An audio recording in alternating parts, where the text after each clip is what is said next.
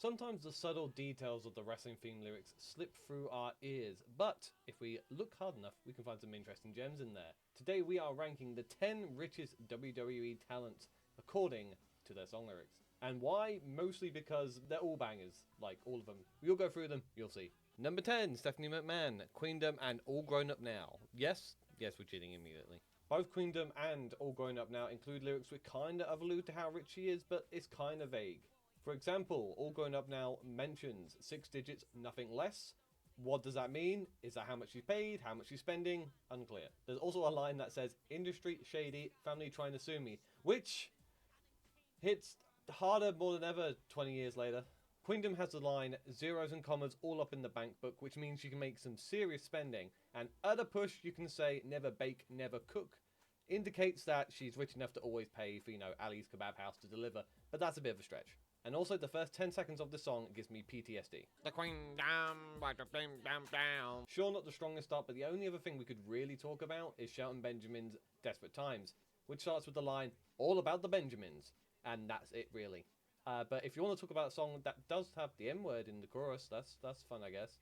Number 9, Ted DiBiase, It's All About the Money. A classic for sure, but the song spends more time just saying the word money, money over and over again, and not really telling us how much he actually holds, just that he always gets his own way. You could take this quite literal and saying that he has infinite money to afford everything in the world, but I think that's a bit of a stretch. Sorry, Ted. But to be fair, Ted doesn't really need evidence from his song to provide legitimacy to his claims of being $1 million man. But there is evidence of you receiving a $250,000 check from the Family Resource Center, a Mississippi welfare grantee, to provide services as a motivational speaker. So if nothing else, these fraud allegations are proving your gimmick to be legit.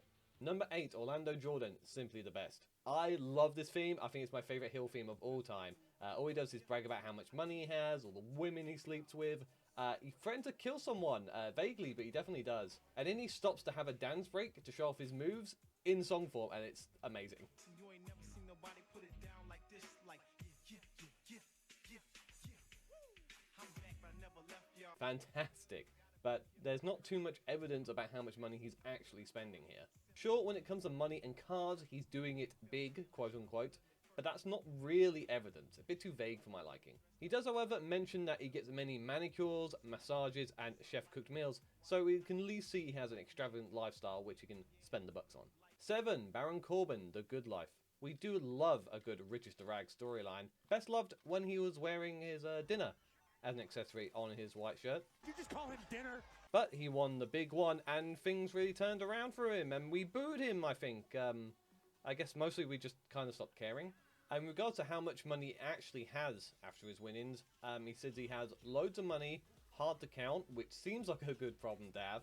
And he goes on to say he has funds for a clothes designer and to take a trip around the world. So pretty safe to say he has definitely got a fair amount of money to spend. Also, he refers to himself as, I'm a bad, bold bankroll, which should have been his catchphrase, 100%. Number 6, Donald Trump, money. Do you know what's fun on the internet? Discussing important political figures at their peak of their impact on the world. Never fails to lift the mood! In case you don't know the song off the top of your head, you've probably heard it 1,000 times. It's a song that just says money, money, money over again. I think it's been used for Money in the Bank for years. Once you get past all the money, money, money, it does go to talk about, and by talk about I mean just state, Gucci, Rolexes, supermodels, and the south of France. Not that this person has all this stuff, they own them, but just mentions them, which we can, I guess, assume that they have access to these. Again, these lyrics aren't really stating how rich Donald Trump is, but I'm sure if you did some homework, did some little research about what he does and what he's up to, I'm sure you guys can report back to me. Number 5, Cameron Grimes, To the Moon. Who remembers Cameron Grimes from WWE, a weird story of art imitating life?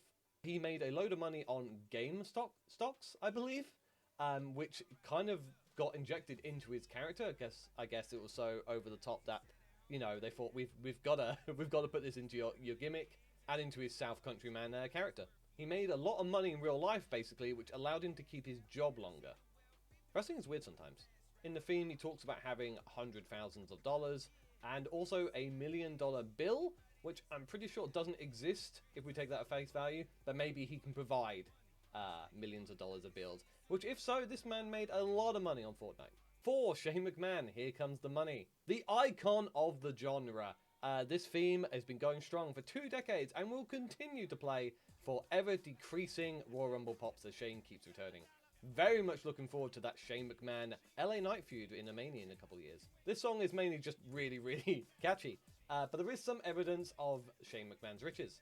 The line, "I need 5 things worth 7 digits at a time, G," implies that he's got $1 million to spend on things, if not multiple millions to spend on multiple things worth $1 million, or at least enough to negotiate down from $1 million. But either way, a decent amount of money. Not the strongest evidence in the world, but come on, it's iconic. We can't rank this any lower.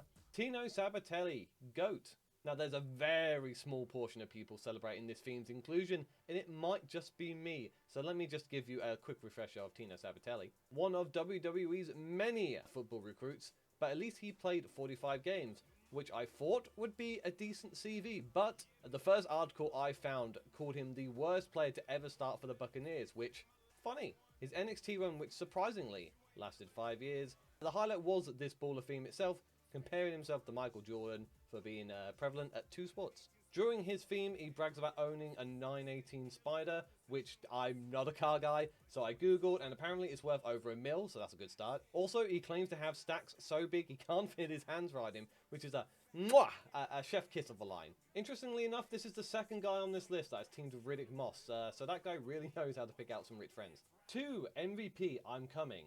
Do you remember when this man debuted, everyone was in love with this theme, or at least the people I were talking to. People were playing this on their phone like it was the coolest shit ever, and to be fair, it is. Well, everyone barred this one guy on Genius Lyrics. They rhymed boy with boy 5 times. A 5-year-old could write better shit than this. Amazing. Thank you, Nick Alode EN, for your contribution to society. The lyrics seem pretty unassuming at first, but it's back in the second verse where the valuable in MVP becomes quite clear. I can spend 1,000 stacks and bounce back. I'm assuming that's a stack of 1k, that's a lot of money. And then he goes on to mention 30 carats, and if he's about 30 carat diamonds, then they're worth over $1 million easy. Quick, someone steal that MVP's pendant and pawn it off for a small fortune. It does explain how he managed to travel around the world for so long with his own personalised bounty castle. And 1, Ted DiBiase, I Come From Money. The TBRCs are back, and this one hasn't been accused of fraud, I don't think. So that's trending in the right direction. Again, another wonderful theme of a man bragging about his wealth. Lines like, "You're one, I'm a Franklin," living out your dreams, but they all feel average for me. And at the end of the second verse, he softens you up a little bit and then delivers the Killing Blue with, "You'll be fine, just broke because the money's all mine." Fantastic stuff. Grade A shit talk. I like how they started Ted DiBiase Jr. with like a little subtlety, like, yeah, I'm rich, but my gimmick and theme song is like, I'm priceless, so I have like this infinite talent that can't be bought, but because I have this talent, I can make an infinite amount of money, yada yada. And then the second go, I'll just, screw it, rich, just say rich stuff, he's rich now, go. We've tried it before and it worked. The reason this is so much higher, especially above his dad, is the line, "I can spend $1 million before my private plane lands," which, first, spending $1 million without sweating on a plane flight is crazy rich, and then owning a private plane, I think I googled, you can get them from like anywhere between 2 and 50 million. So an insane amount of money this guy has. And that is the richest WWE talent, according to their theme lyrics at least. If there's someone I missed, someone I completely forgot about, let me know, because I don't know, who doesn't like talking about these very obscure lines in WWE themes? I know I do. But thanks everyone for watching. Maybe see you another time. Peace out.